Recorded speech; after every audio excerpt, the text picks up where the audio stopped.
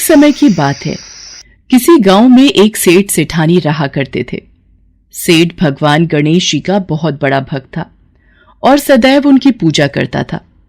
वो कभी भी कोई भी काम करने से पहले भगवान को याद करना कभी नहीं भूलता था। एक बार भगवान गणेश जी रूप बदलकर सेठ के खेतों से गुजर रहे थे। बहुत भूख लगी है, कुछ खा लेता हूँ। ये तो उसी सेठ का खेत है जो नियमित मेरी पूजा करता है। भूख बहुत जोरों की लगी है, गेहूं के कुछ दाने तोड़कर खा लेता हूँ। गणेश जी ने सेठ के खेत से गेहूं के 12 दाने तोड़कर खा लिए। फिर उन्होंने सोचा, मैंने ये कैसी भूल कर दी। मैंने सेठ से बिना पूछे ही उसके खेतों से गेहूं के दाने खा लिए। ये तो चोरी हुई और इस बात का दंड मुझे स्वयं भोगना होगा। गणेश जी ने एक साधारण लड़के का रूप धारण कर लिया और फिर सेठ के पास पहुंचे। नमस्ते सेठ जी, मेरा नाम गणेशा है। मुझे कोई काम मिलेगा? मैं बड़ी दूर से आया हूं। यदि आप मुझे कोई काम दे दोगे तो आपकी बड़ी मेहरबानी होगी। गणेशा, मैं तुझे काम तो दे देता, पर आजकल मेरे काम में भी बहुत घाटा चल रहा है। मैं तुझे तनख्वाह नहीं दे पाऊंगा। हाँ, मेरे पास तुझे 2 वक्त की रोटी और रहने की जगह मिल जाएगी। ठीक है सेठ जी, मैं सारा काम कर लूंगा, आप चिंता मत करो। धीरे धीरे गणेश जी नौकर के रूप में सेठ के घर नौकरी करने लगे। वो घर और दुकान का सारा काम संभाल लेते थे, जिससे सेठ बहुत खुश था। एक दिन सेठानी जब शौच से निवृत्त होकर अपने हाथ राख से धो रही थी तो नौकर बने गणेश जी ने सेठानी को टोका। सेठानी जी, जब तक हम अपने हाथों को मिट्टी से नहीं धो लेते तब तक वो स्वच्छ नहीं होते। इसलिए आप अपने हाथों को राख की जगह मिट्टी से धोया करिए। तू एक नौकर होकर मुझे समझाएगा? तेरी हिम्मत कैसे हुई? मैं अभी तेरी शिकायत सेठ जी से करती हूँ। सुनो जी, मैं जब शौच से निपट कर आई और अपने हाथ राख से धोने लगी तो गणेशा ने मुझसे कहा कि मैं अपने हाथों को मिट्टी से धोया करूं। क्या ये बात सही है? गणेशा, बात तो तू सही कह रहा है। जब तक मिट्टी से हाथ नहीं धो लेते तब तक हाथ स्वच्छ नहीं होते। ये गणेशा तो बहुत समझदारी की बातें करता है, हमारा भला सोचता है। सुनो जी, कल मुझे गंगा स्नान के लिए जाना है, तुम चलोगे साथ? कल्याणी, तुम एक काम करो, कल गणेशा के साथ ही चली जाना। मुझे दुकान पर काम है।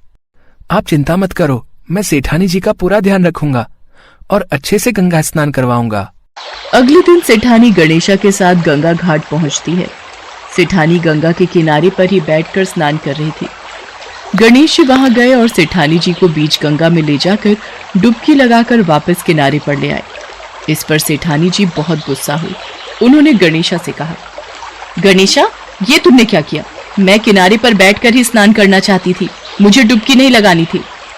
सेठानी जी, जब तक गंगा स्नान में गंगा जी में डुबकी ना लगाई जाए तब तक मोक्ष की प्राप्ति नहीं होती।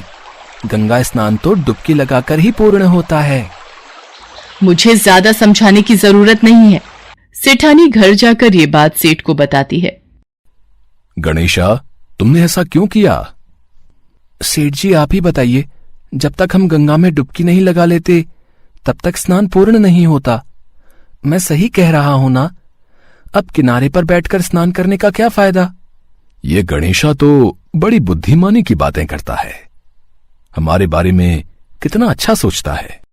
गणेशा इसी तरह सेठ के सारे काम करने लगा था। गणेशा के आ जाने से अब सेठ जी का व्यापार भी अच्छा हो चला था। एक दिन सेठ ने घर में एक पूजा का आयोजन किया और सेठानी जी को बुलाने के लिए गणेशा से कहा, गणेशा, जाओ जाकर सेठानी को बुला लाओ, पूजा का समय हो रहा है, हमें मंदिर निकलना है। ठीक है सेठ जी, मैं अभी सेठानी जी को बुलाकर लाता हूं। गणेशा सेठानी को बुलाने चला जाता है। अरे सेठानी जी, आपने ये काली साड़ी क्यों पहनी हुई है? आप पूजा में काली साड़ी ना पहनकर लाल रंग की साड़ी पहन लो। पूजा में लाल रंग शुभ माना जाता है। मैं काली साड़ी ही पहनूंगी। अब मैं कपड़े बदल चुकी हूं, मैं दोबारा तैयार नहीं होंगी। और तुम मुझे इस तरह से उपदेश देने वाले होते कौन हो? मैं अभी सेठ जी से जाकर तुम्हारी शिकायत करती हूं। सेठानी सेठ के पास जाती है और सारी बात बताती है। ये बातें हमें याद नहीं रहती, गणेशा ठीक ही कह रहा है। पूजा कार्य में लाल रंग सचमुच शुभ माना जाता है। एक काम करो, तुम लाल रंग की ही साड़ी पहनाओ। ये गणेशा तो हर वक्त हमारी अच्छाई के बारे में ही सोचता है, वरना कौन आजकल किसी की भलाई सोचेगा। ऐसे ही दिन बीत रहे थे। एक दिन सेठ ने घर में गणेश पूजन का आयोजन किया हुआ था। गणेशा मूर्ति के स्थान पर बैठ जाता है। ये देखकर सेठ को गुस्सा आ जाता है। गणेशा, ये कहां की समझदारी है? मैं तो समझता था तुम बहुत समझदार हो, बड़ी बड़ी ज्ञान की बातें करते हो, और खुद ही अज्ञानी बनकर उस स्थान पर बैठ गए हो जहां गणेश जी की मूर्ति का स्थान है। अच्छा, फिर तो मैं बिल्कुल सही स्थान पर बैठा हूं। देखते ही देखते गणेशा भगवान गणेश के रूप में आ जाते हैं। प्रभु, आप स्वयं एक नौकर के रूप में हमसे बहुत बड़ी भूल हो गई प्रभु। हम आपको पहचान नहीं पाए, हमें क्षमा कर दो भगवान। हे प्रभु, मैंने ना जाने आपको नौकर समझकर कितना कुछ कह दिया, मुझे क्षमा कर दो प्रभु। तुम दोनों व्यर्थ ही परेशान हो रहे हो। मैं तो स्वयं तुम्हारे घर में नौकर बनकर आया था। मैंने तुम्हारे खेत से गेहूं के 12 दाने चुराकर खा लिए थे, इसीलिए मैं उसका ऋण चुकाने तुम्हारे घर नौकर बनकर आया था। मेरा आशीर्वाद सदैव तुम पर बना रहेगा। तुम्हारे घर में धन, वैभव, समृद्धि की कभी भी कमी नहीं होगी। इतना कहकर भगवान गणेश अंतर्ध्यान हो जाते हैं। उस दिन के बाद से सेठ सेठानी के घर में खुशियों के भंडार भरे रहते हैं।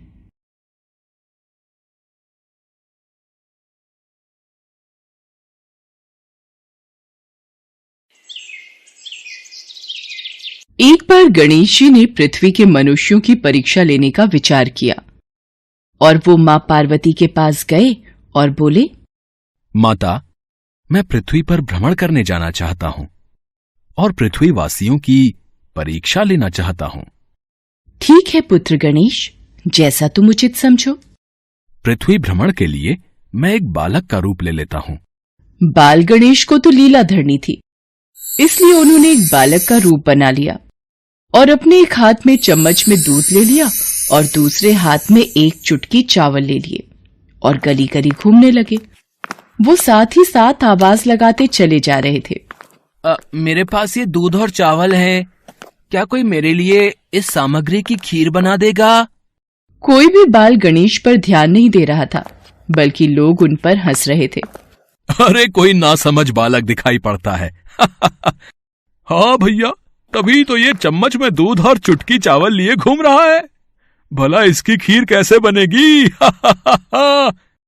गणेश बाल रूप में लगातार एक गांव के बाद दूसरे गांव में इसी तरह चक्कर लगाते हुए पुकारते जा रहे थे, पर कोई खीर बनाने के लिए तैयार नहीं था। सुबह से शाम हो गई, गणेश जी लगातार घूमते रहे। अरे, मेरी खीर तो कोई भी बनाने को तैयार नहीं, अब क्या करूं? तभी वहां एक बुढ़िया अपनी झोपड़ी के बाहर बैठी हुई थी। गणेश जी वहां से पुकारते हुए निकले।